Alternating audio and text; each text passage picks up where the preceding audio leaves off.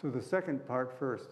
Collaborations are now being formed because the barriers are no longer in existence. There are still troubles getting Cubans to the United States, getting visas and all. They have a long-standing interest in tropical diseases in Cuba. I talked about the Yellow Fever Commission. In 1961, one of the first efforts after the revolution, Che Guevara, who was a medical doctor, and Fidel Castro was a meeting with the Pan American Health Organization to discuss how Cuba could control and eliminate malaria. Until that time, malaria was endemic in rural Cuba. And by working together, they were able to control and eliminate entirely malaria from Cuba. 30 miles to the east in Haiti, malaria remains endemic. So they're committed, and their vaccine institute, named after Carlos Finley, whose photograph I showed, or the painting I showed. The Finley Vaccine Institute has led to some of the best vaccines, for example, against meningococcus. And they're working on a dengue vaccine and several other vaccines. I can't even list them all because there's so many. But they're clearly using their limited resources very productively. So if a poor country, and Cuba is a poor country, can use their resources so effectively, we should take notice. It's an opportunity. So I look forward to increased collaborations. Thank you for the question. Yes, sir. Sir, are you involved in production of vaccine against malaria? Am I involved in a vaccine development? Within our institute, we have a couple of workers looking for novel methods to develop a vaccine against malaria. This has so far not been very feasible.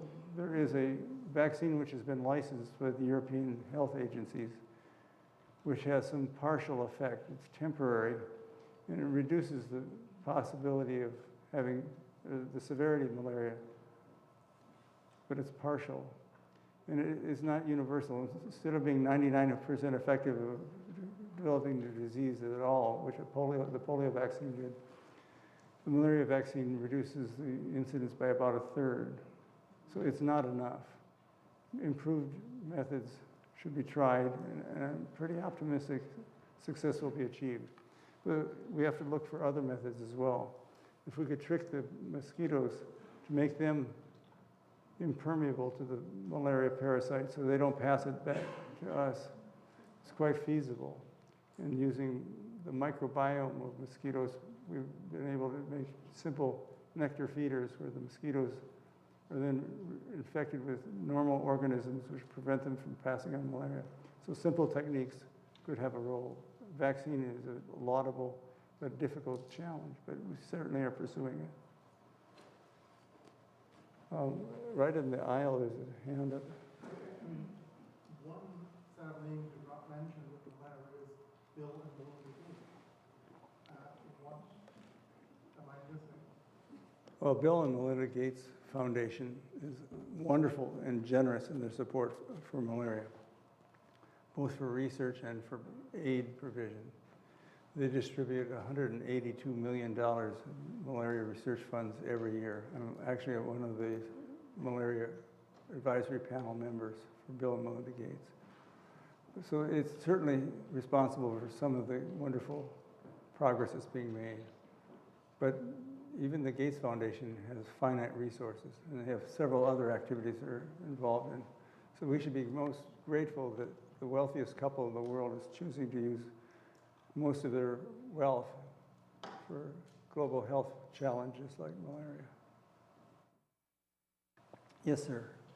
In clinical medicine, a septic patient becomes massive edema. Does that have any relation to the aquaporins system going amok? Sure. And if it does, then is there any looking to being able to reverse that to prevent the development of this massive edema that we see? Yeah, massive edema is a horrific problem. And I'm sure that the vascular release of water through aquaporins may be part of it.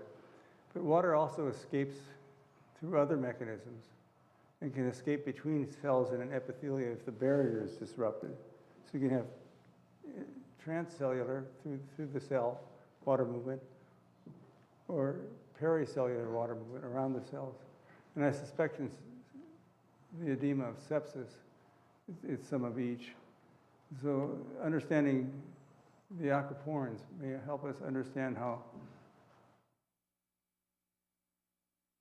tissue turgor may exist from the capillary release of fluid and all. But in terms of massive edema states, I would not think it's likely to be a simple aquaporin problem. Thank you for your question. I'm sorry I have such a flimsy answer to it. I guess I should know more about aquaporins than I do. If there are no more questions, thank you so much. I've enjoyed being with you very much. Stay up for a second, we're going to give you the award.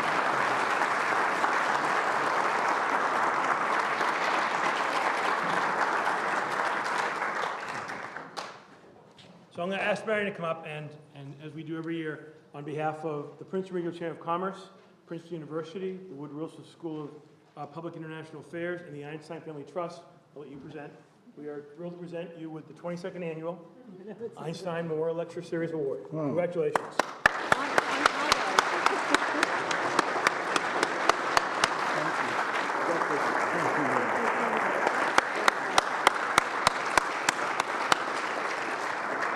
I also want to take 2 seconds. The first one is to thank two of the sponsors I missed, and I apologize. Wells Fargo Bank and New Jersey Manufacturers have been very supportive of this, and I apologize to them if I missed their name, and I did. But I also have one thing I'd like to do. As I mentioned earlier, Marion Reinston has been doing this for at least 9 years, and we've never really recognized her in front of all the public. So I would like to take a second. Marion, come on up.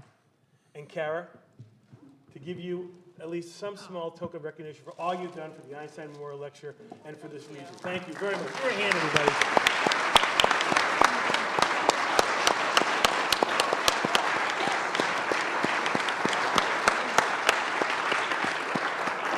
There's a lot of aquaporins in that fresh bouquet. I want to thank everybody for coming out tonight. We appreciate it. For our sponsors and our board members, there is a VIP reception over in the Prospect House. So please, if you can, when you leave here, and if you are heading to that, please let our staff know and they'll direct you. For the folks that are here, thank you very much for coming. Every year we appreciate this. We are thrilled to do it with Princeton University, Woodrow Wilson School, to bring you really great speakers. Thank you. Everybody drive safely tonight. Thank you.